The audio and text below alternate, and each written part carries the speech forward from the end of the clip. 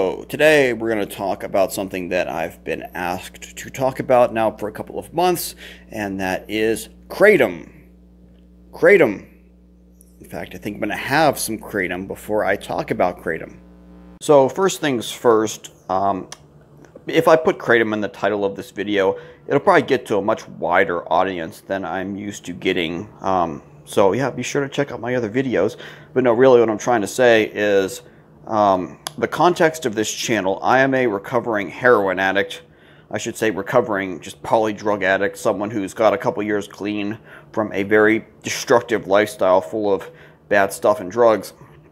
So these are my thoughts on Kratom, mostly in the context of my own life, but also in the context of, recovery and then just in society and whatnot. So if people from the Kratom community find this video and, if you don't like some of the stuff I say, let's just talk simply about it in the comment section, and I'm sure everything will be fine.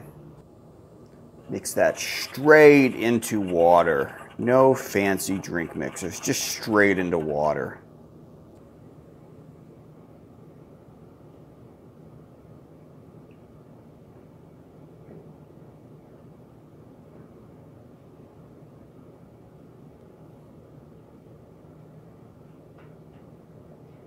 It never gets any easier. So, do I think Kratom should be legal? I mean, yes, obviously I think Kratom should be legal. Why do I think Kratom gets so much resistance? Mainly just because people either are just completely across the board against any type of drug, and that is a fraction of society. And let's not get into the alcohol exclusion right now. But yeah, when people are introduced to Kratom in an article that calls it a drug or talks about people dying allegedly from Kratom, there's always another drug involved. I think Kratom does have an LD50, but it's like extremely high. And yeah, good luck taking that much Kratom without puking your guts out a fifth of the way through. But yeah, people just, they don't know what it is, so they see it as scary or something that's worse than it is. Propaganda and policy go hand in hand, and science tends to trail behind. Kratom, and I think one of the situations in which Kratom works really good for people is pain management. It does seem to be the case that a lot of people who have transitioned off of bad opiates and heroin and onto Kratom very well are people who the Kratom has been sufficient for their pain management. And that's really a great thing. That's where Kratom shines, because yeah, if you can get yourself off of something that's, Kratom has a withdrawal. For the longest time I didn't think Kratom had a withdrawal. I thought that people who talked about Kratom withdrawal were crazy until I got myself in a situation where I felt it. It's not good, but it's not terrifying like heroin withdrawal.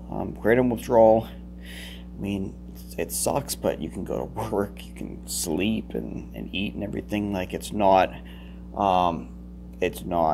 terrifying like other withdrawals. But so then you'll get a lot of people too who are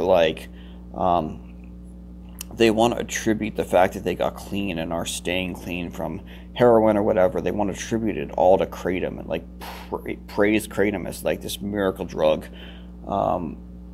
And I don't think in most of those cases, I think people discount all of the other reasons they get clean. And yeah, there's a correlation between staying off of heroin or whatever and using Kratom. There's a correlation there, but it's not the only reason. It's not just substituting Kratom in alone does the job. I don't think so.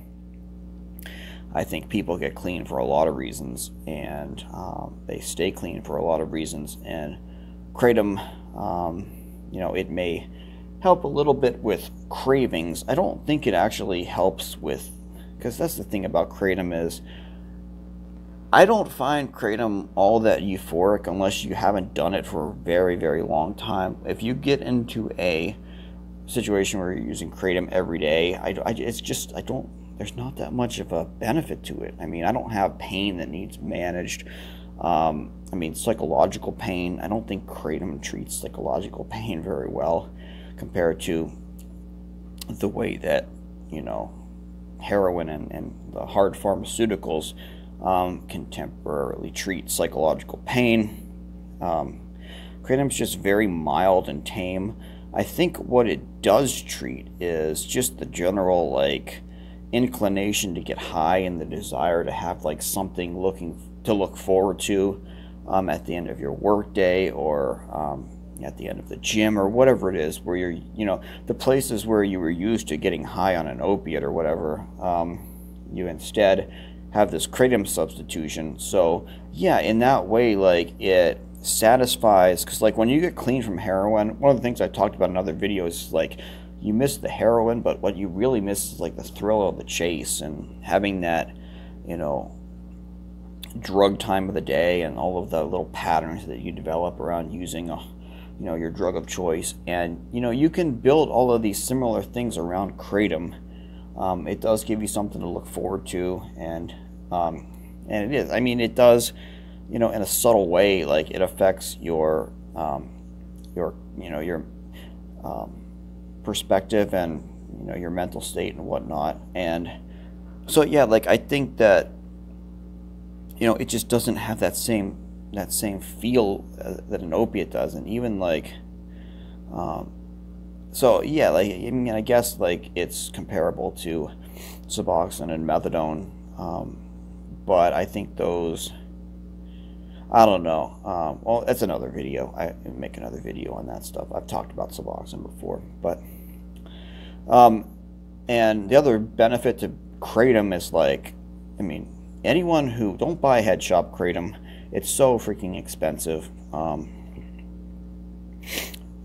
a hypocrite. I've just waved head shop kratom at the camera at the beginning of this video, but like if you're using kratom every day, don't use head shop kratom because you're going to spend a lot more. Get it online. Find a good source for bulk kratom online. Again, it's not illegal, so it's not like there's tons of competition. Competition drives down prices and raises quality and everything.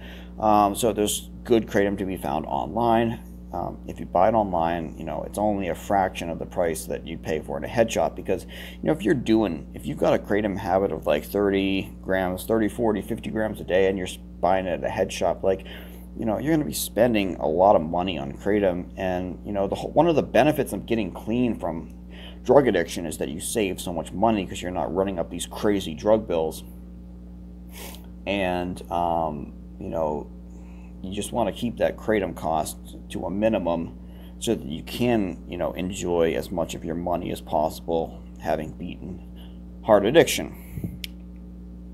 The other thing that really frustrates me about kratom too is like that sweet spot is so freaking small, and it messes with your head, because like the distance between I don't feel anything, I don't even think the kratom's working, to oh my goodness, I've had too much kratom and I'm having all of the sick symptoms and the stuff that sucks. Because here's the thing, like heroin overdoses suck because they kill you, but kratom overdoses suck because there's so many things about taking too much kratom. I'm not saying taking too much kratom is an overdose, but you know what I mean? Like, taking too much kratom, you're nauseous, you get brain fog, you get anxiety. There's just a lot of stuff that goes wrong. So you do have to have that sweet spot, and it can mess with you because if you have an addictive mindset, the attitude is always more is better.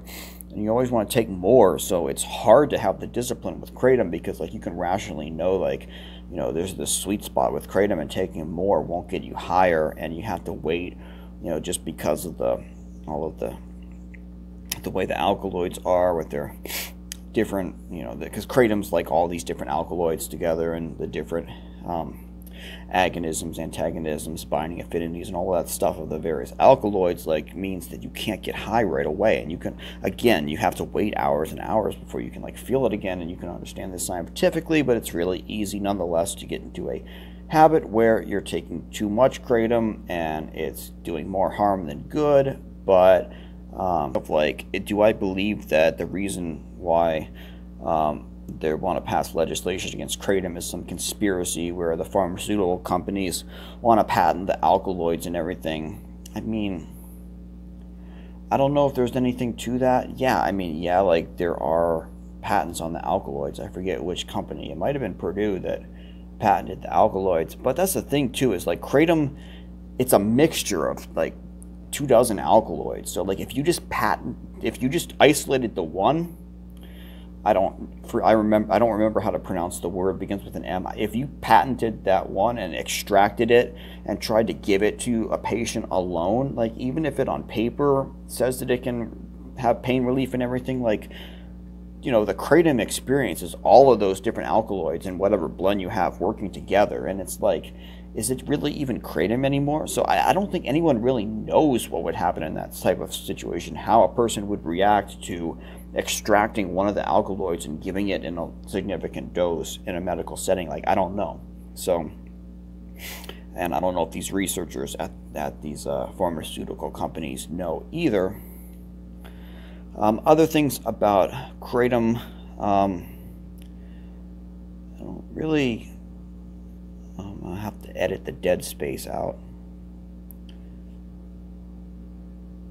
One of the dumbest opinions out there is people who say it's good because it comes from the earth, it's natural. Like, that's such a stupid argument. Like, the earth produces so many horrific things that can kill you, and we've, as humans, have manufactured so many wonderful things that I just don't understand that argument at all, as why Kratom is, you know, the perfect opiate because it's natural. One thing about Kratom that I've noticed is, like, as a strength athlete, I don't perform well if I've had Kratom in like the past like 5 or 6 hours before I go to the gym. I'm weaker. I'm not as focused. I hear people saying they take Kratom before they go to the gym, and this doesn't make any sense to me at all. It's just it's a performance enhancer. I could never take Kratom before going to the gym, or it's just bad.